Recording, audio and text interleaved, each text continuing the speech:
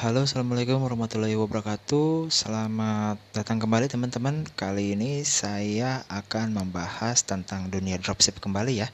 Jadi perlu saya tekankan kepada teman-teman, di channel ini saya akan sharing dua nice ya. Yang pertama itu tentang dropship, yang kedua itu tentang cara mendapatkan dolar atau rupiah dari beberapa aplikasi yang memang membayar, dan aplikasi tersebut terdaftar di Play Store ya. Next, mungkin saya akan banyak membahas dua hal ini, walaupun tidak menutup kemungkinan saya akan lengkapi konten-konten dengan berbagai macam aplikasi pembahasan atau review aplikasi Android lainnya yang dibutuhkan oleh teman-teman semuanya. Oke, saya tidak berlama-lama lagi. Jadi fokus pada inti pembahasan kali ini ya teman-teman. Mungkin teman-teman kemarin untuk para dropshipper atau yang belum memulai menjadi seorang dropshipper, tentunya agak panik karena Shopee kali ini mulai memaksa, saya katakan mulai memaksa mengaktifkan JNE cashless ya di semua di semua toko online yang terdaftar di Shopee. Nah, mulainya ini kalau tidak salah seperti yang teman-teman lihat bahwa tanggal 11 Agustus 2020 itu akan dimulai sistem sesuai ketentuan dari Shopee, yaitu perubahan JNE ya. Jadi untuk penjualan domisili di Jakarta, layanan JNE Express itu akan beralih ke sistem cashless gitu. Nah, hal ini juga tidak menutup kemungkinan akan mempengaruhi dunia dropshipper ya, karena kita tahu bahwa kiblat para dropshipper itu hampir kebanyakan yang ada di Indonesia itu mengacu kepada wilayah Jakarta yang notabene-nya ibu kota Indonesia, dan hal ini berpengaruh kepada toko kita kan, karena toko kita itu sudah terbiasa dan dininabobokan dengan resi manual. Jadi ya seperti biasa ya, kita order dari kita buka toko di Shopee, lalu kita beli produknya di di marketplace Tokopedia atau Bukalapak gitu kan, dan kita minta pengiriman secara resi manual gitu kan.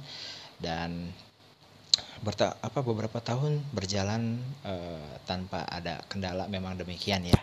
Tapi saat ini teman-teman perlu dipahami bahwa sadar tidak disadari, mau tidak mau, ke depan nanti kita akan mendapatkan banyak perubahan secara signifikan di dalam peraturan ekspedisi yang terdaftar di marketplace Indonesia.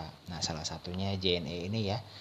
Dan sebelum rame peraturan JNE cashless, teman-teman juga kan agak panik dengan metode COD-nya JNT ya. Nanti kita akan bahas terkait metode JNE yang COD itu ya, dan bagaimana kita menyikapinya. Nah, selanjutnya teman-teman, saya kasih support deh buat teman-teman. Jadi teman-teman jangan panik, atau teman-teman tuh jangan gimana ya, kayak kebakaran jenggot gitu, mikirin gimana nih, wah udah pakai JNE cashless, otomatis saya jualan kayak gimana gitu kan. Dan karena JNE cashless itu kan teman-teman tahu kan bahwa itu kan resi otomatis, jadi kita tidak bisa menginputnya lagi gitu, bisa dimengerti ya. Nah, oke, kita langsung ke sebelah ya. Nah, ini dia JNE cashless ya. JNE cashless itu jadi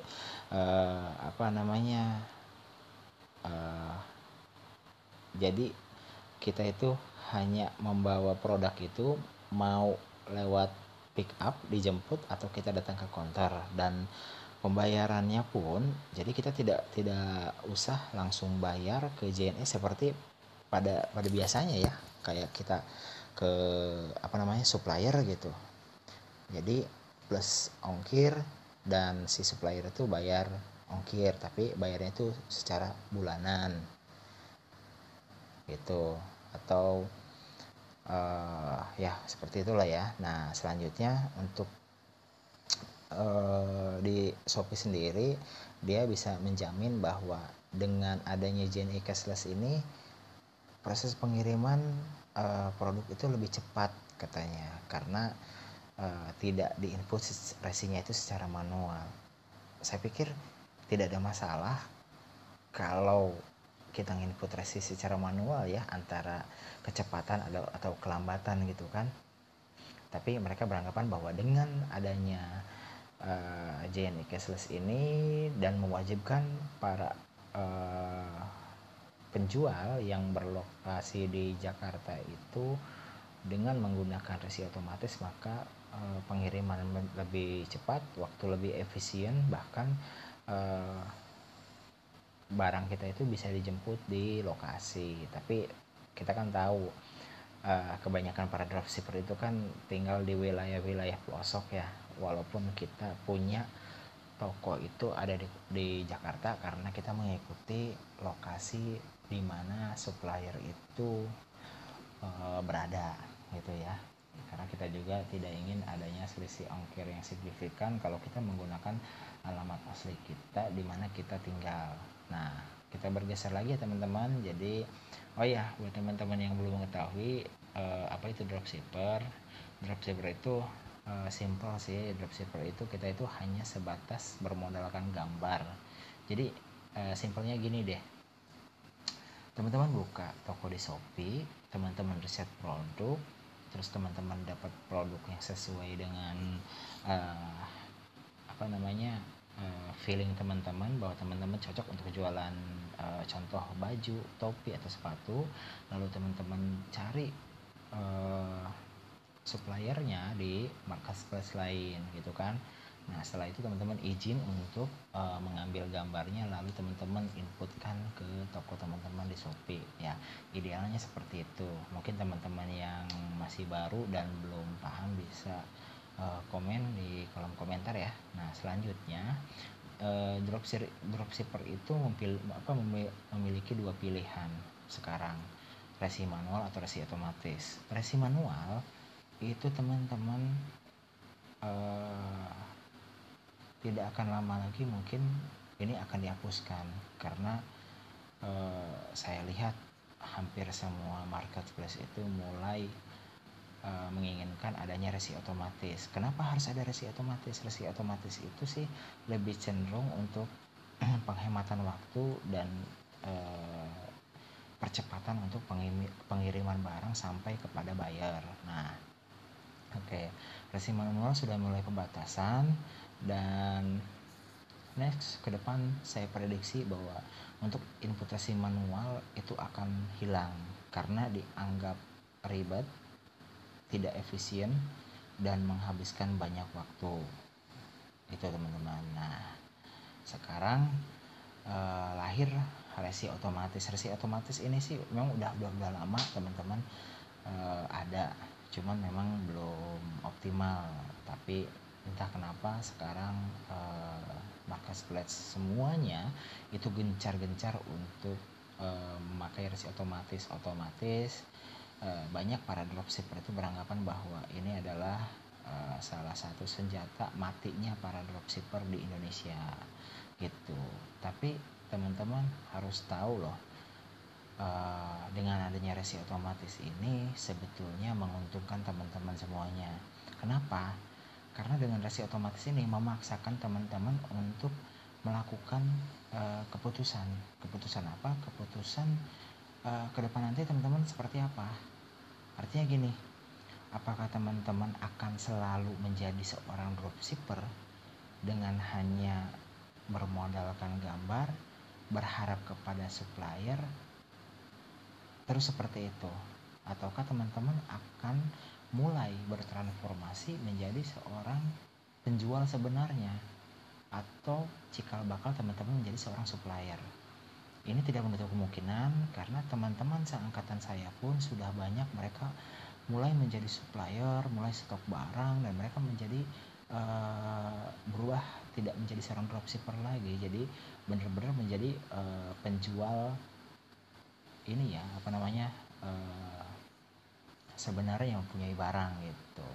Oke, nah ada dua pilihan teman-teman di dalam resi otomatis ini ya, terkait masa depan teman-teman sebagai pedagang online atau penjual produk di mana marketplace Indonesia ya, baik di Shopee, Tokopedia, Bukalapak, Blibli, Lazada dan sebagainya. Nah, saya bisa saya bisa memberikan saran, dan memang saran ini juga sudah banyak yang tahu gitu ya, cuman ada beberapa penambahan dari saya. Jadi yang pertama, kalau teman-teman belum sanggup atau belum memiliki modal dan belum menemukan winning product. Winning product itu produk yang memang dibutuhkan oleh banyak orang dan penjualannya sangat cepat gitu kan.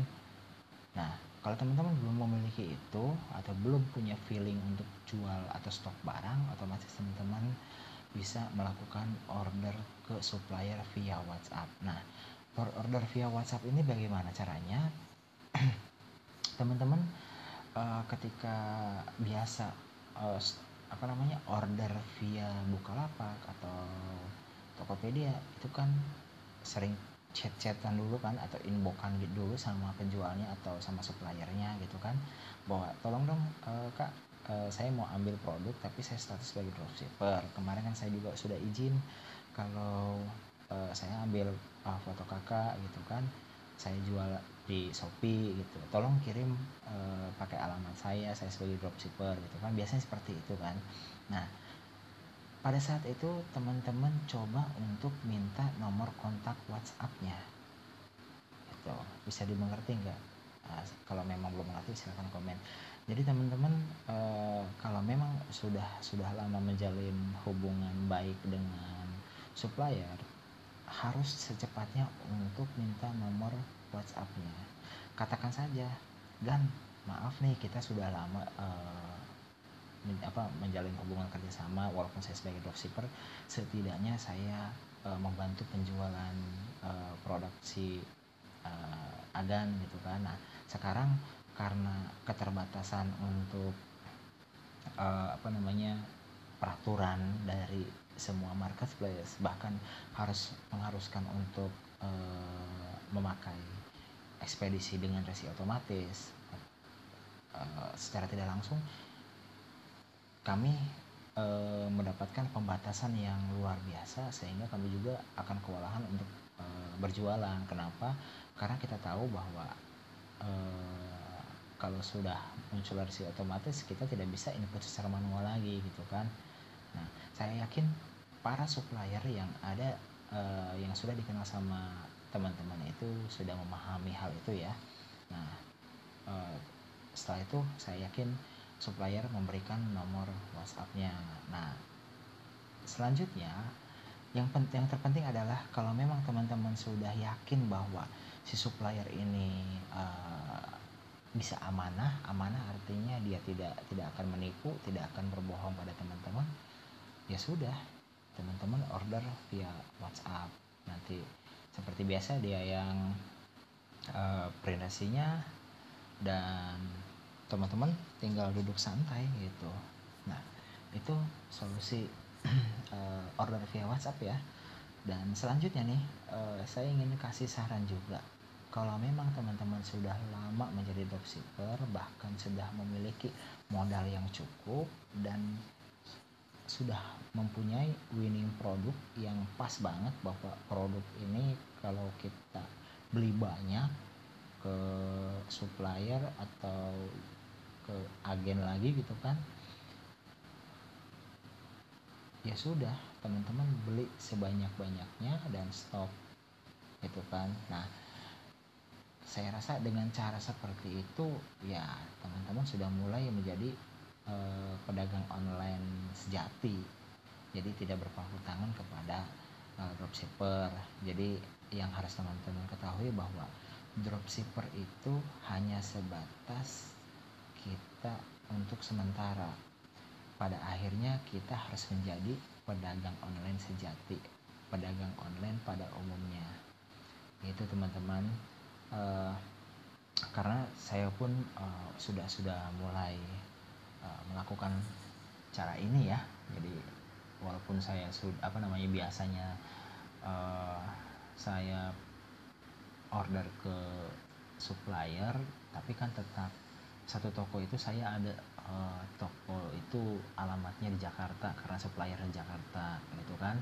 Nah, karena saya meriset di wilayah saya tidak ada penjual yang alamatnya wilayah saya, otomatis itu pun menjadikan sebuah peluang. Karena apa?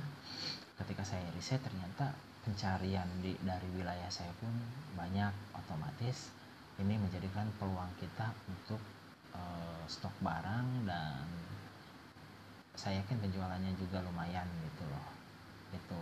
Nah, hal ini juga sudah dilakukan oleh banyak teman-teman para dropshipper ya, yang sudah bertahun-tahun mereka sudah mulai menemukan winning produk, bahkan ada yang produksi sendiri, ada yang stok barang, bahkan ada yang impor barang gitu kan. Nah, semua itu tidak terlepas dari proses kita sebagai dropshipper itu. Mungkin itu saja teman-teman sharing kali ini ya, cara menghadapi peraturan JNE cashless dari Shopee ya. Jadi saya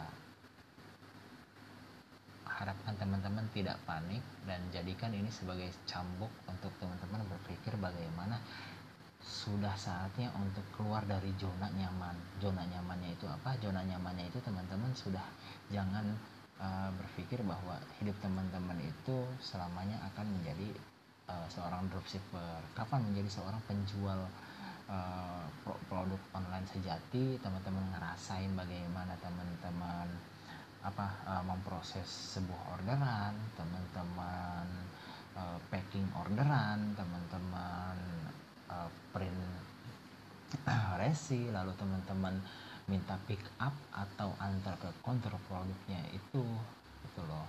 Jadi prosesnya itu sangat lebih nikmat ketimbang teman-teman hanya duduk order tapi teman-teman tidak mendapatkan proses dari yang namanya kita sebagai penjual online gitu ya. Oke, mungkin itu saja sharing kali ini ya. Silakan buat teman-teman kalau memang menyukai konten ini untuk subscribe, share video ini, dan like lah. Lalu teman-teman bisa komen, apapun itu akan saya respon. Doakan saya untuk selalu berbagi dan sharing di channel ini. Next kita akan berbagi banyak hal lagi tentang dropshipper, tentang dunia online, tentang cara mendapatkan uang via online ya, aplikasi dan website. Mungkin itu saja dari saya, kurang atau lebihnya mohon maaf. Wabillahi taufiq wal hidayah. Assalamualaikum warahmatullahi wabarakatuh. Salam santuy dan tetap semangat hidup dropshipper. Bye.